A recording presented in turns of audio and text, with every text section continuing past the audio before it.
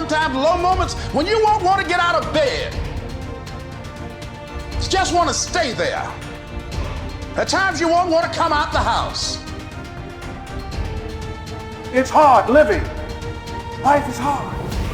It's hard handling just the tragedies of life. It's hard. When you're working on something and you put everything you have in it, and it doesn't work out, you lose your money and other people's money. It's hard. You will go through things, and while you're going through them, you can't understand why it's happening to you. See, the point is, you don't know how much future you've got. What's gone is gone. There's absolutely nothing you can do about it. Some of you have had divorces. Some of you have probably had bankruptcies. Some of you have had terrible things happen in the past. But what's gone is gone. It's in the past. And to spend your time focusing on the past is to spend the only thing that you've got, and that's what's right here, right now, because the sand never stops running. This is all we've got. And to spend your time now thinking of what happened there is making absolute certain that the future is going to be the same as the past. Now, I don't suppose many of us spend a lot of time thinking about that, but a lot of us spend a lot of time making that error. Now, you can either accept that or you can get to work. That's all it is. You just begin. You do the math. You solve one problem and you solve the next one. Whatever drama you may be dealing with, this is not the end of you. No matter what it is not the end. You can't quit now. And the only way out is through. All you do is you fall down, get back up again, fall down, get back up again, fall down, get back up again. That's how you win. You got to be bold in life, ladies and gentlemen. If you're not bold, if you're not standing up inside yourself, if you're not willing to call into being the highest and the strongest that's within you when you're facing life's challenges, life will trample you. But see, when you discover the truth of this goodness, this power that you have within you, that truth will set you free from ever being a victim in life. That truth will enable you to handle things with a level of equanimity that will surprise you. Getting unstuck means that you are going to start living life on your terms, rather than just gliding through every day on automatic. That you have a special power within, that you know that things are going to get better for you. You know that you can handle this. And because you want some different kind of results in your life, you've got to decide that I'm going to go all out. Now listen to me. I don't care what you're going through. If you're not dead, he ain't through with you yet. As long as you waking up, you still in the game. As long as you alive, you can still make it happen. As long as that breath in your nostrils move, you still in the game. You still can win. Now get your butt up. Why do you keep crying? Why me, God? Why did I get MS? Why did I get cancer? Why did my mama die? Why did I get fired? Listen, you got put through that because what that does, that tension produces greatness. Stop running from it and run to it. Lions don't cry. Lions don't give up. Lions don't quit. Lions hunt. That's what we do for a living. We turn tragedy into triumph.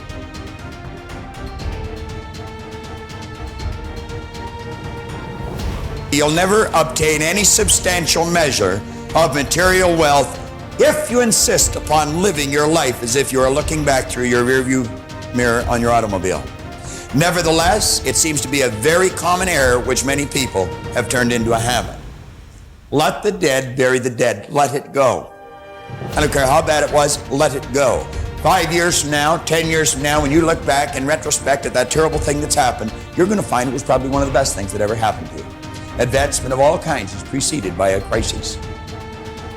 The greater the crisis, the greater the opportunity for advancement. Or you could put it another way. You could say, out of all confusion comes order, a higher degree of order than that which existed prior to the confusion. Because you see, the confusion was a learning state. Remember, I was pointing out that business is fun. It really is. I see business as a game. It's a game we're playing, and we play to win.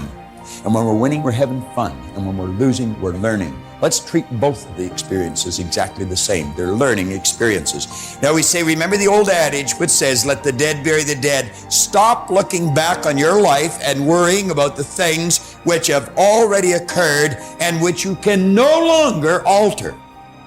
That's like trying to change the time you got out of bed this morning. You're never going to be able to do it. That stands for eternity. You cannot go back and change it, since you cannot let it go. Pursuing that kind of mental activity will never lead to anything worthwhile, any worthwhile accomplishment in your life. You should understand, moreover, that all accomplishments in your life, you should understand, moreover, that all of the great achievers of the past have been visionary figures.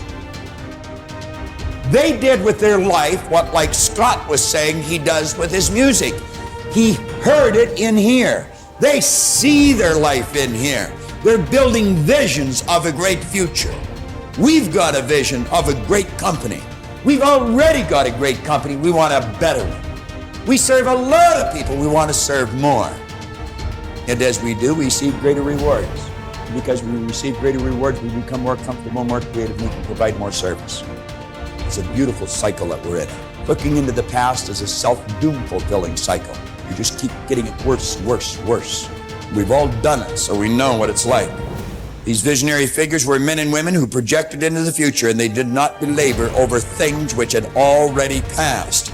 They thought of what could be rather than what already was, and then they moved themselves into action to bring these things into fruition. If there were tips for success, everybody would have been successful. There are no tips for success. Only those who are not so successful, or those who are not successful, think somewhere if you read 10 points in a book, you're going to be successful. We need to understand this. If you want to be successful, don't seek success. What you seek is competence. If you enable yourself, and if you do something well, other people will say you're a success. If you think, I'm a success, it's foolish, isn't it? You're doing something, and you're doing it well. Other people in the town, or in the country, or in the world, people will say, oh, he is doing something really successful. They're looking up to you. That's fine. You look up to yourself. That's madness, okay? You don't seek success. You seek empowerment, you seek competence, you do it the best that you can do. You cannot do as well as somebody, but you can do the best that you can do. So if you do your best, if your best is good enough, the world will recognize. If it is not, you will be happy. So what does success look like? What does it take? Well, you know, I know family and friends who always have their breakfast on time. And after breakfast, of course, they must have coffee. After coffee, of course, they must light up a cigarette and sit there nicely because they're trying to become peaceful. And then they will go to work, come back home exactly on time for lunch, eat lunch, rest for 1 or 2 hours, sleep, then evening have 1 tea, and then smoke, and then again go to work. And at 8 o'clock, 8:30, they're back home for dinner, and then maybe other things, drink and this and that and whatever. But those who have been very successful, either in music, sport, art, business, spiritual process, doesn't matter what, those people never know when they ate, when they slept, when they got afternoon rest. So those who are committed to being successful with whatever they're doing, one important aspect of their life is they're not settling down wherever it's a bit comfortable, because comfort will happen when they lower you too in the grave. Very comfortable you are, you know. Right now it's about ensuring that there is profoundness of experience and there is impactfulness of activity, because if they had given you a limitless amount of time, you could do all those things. Nothing wrong, I'm not against them. But they gave you such little time with such tremendous potential of being human. That's the problem. For every one of you, your life is precious, isn't it? It's a precious life. If something is precious, where do you want to invest this life? Because what you call as my life is just a certain amount of time and energy, isn't it? As you sit here, your life is ticking away, or no? What is ticking away is not time. What is ticking away is your life. So this energy that you call as my life, how are you going to invest it? Because if you're doing something truly worthwhile, it gets over before you know what happened. Only if you're doing something worthless, it feels like a long life. Have you noticed this?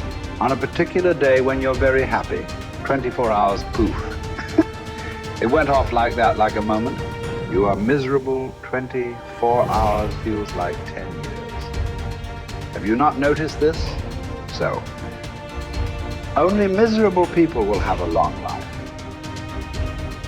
Joyful people, life goes away like that as if it's a couple of days. It passes away like that if you are creating what you really care to create.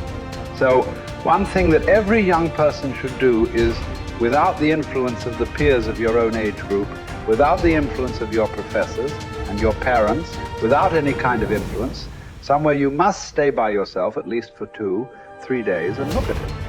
What is it that I want to invest this precious life into? What is it that will be worthwhile today and worthwhile after 50 years for me to invest myself into? You invest your life into that, whatever it is, however small, big, it doesn't matter. If you see that this is something truly worthwhile and you invest your life in that, this will be a life of fulfillment.